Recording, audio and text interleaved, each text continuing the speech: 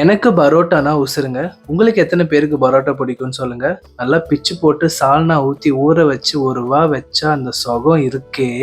அடடா!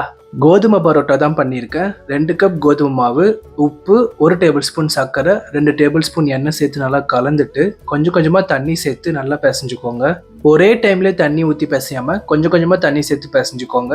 2 table spoon எண்ணெய் சேர்த்து, நான் வீடியோல காட்டுற மாரி நல்லா இழுத்து இழுத்து பெசஞ்சுக்கோங்க.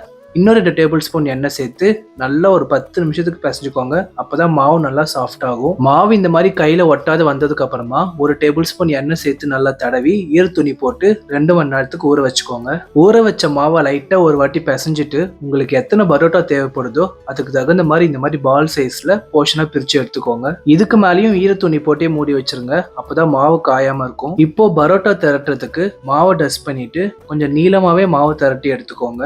ரொம்ப பெருசா திரட்ட முடியலனா ஓரளவுக்கு திரட்டிட்டு கையாலே 4 பக்கமும் கொஞ்சம் கொஞ்சமா இழுத்து விட்டீங்கன்னா நல்லா திரண்டு வந்துடும். இப்போ கொஞ்சம் நெய் சேர்த்து நல்லா தடவி வீடியோல காட்டுற மாதிரியே கட் பண்ணிட்டு 2 பக்கமும் நல்லா ஜாயின் பண்ணி ரோல் பண்ணி எடுத்துக்கோங்க. இப்போ நம்ம ரோல் பண்ண பரோட்டால 2 பக்கமும் நெய் சேர்த்து தடவி கையாலே பிரஸ் பண்ணி எடுத்துக்கோங்க. அப்படி இல்லை நல்லா ரவுண்டா இந்த மாதிரி திரட்டி எடுத்துட்டாலே முக்காவாசி வேலை முடிஞ்சுது. இப்போ பரோட்டாவை சுட்டு எடுக்கிறது மட்டும்தான் வேலை. பேன் சூடானதும் எண்ணெய் தடவி திரட்டின பரோட்டாவை சேர்த்து 2 பக்கமும் பொறுமையா சுட்டு எடுத்துட்டு சுட சுட அந்த பரோட்டாவை அடிச்சு எடுத்தீங்கன்னா நல்லா சாஃப்டா லேயரா சூப்பரான கோதுமை பரோட்டா ரெடி. கண்டிப்பா ட்ரை பண்ணுங்க. பிராவ்ஸ் கிச்சனையும் ஃபாலோ பண்ணிக்கோங்க.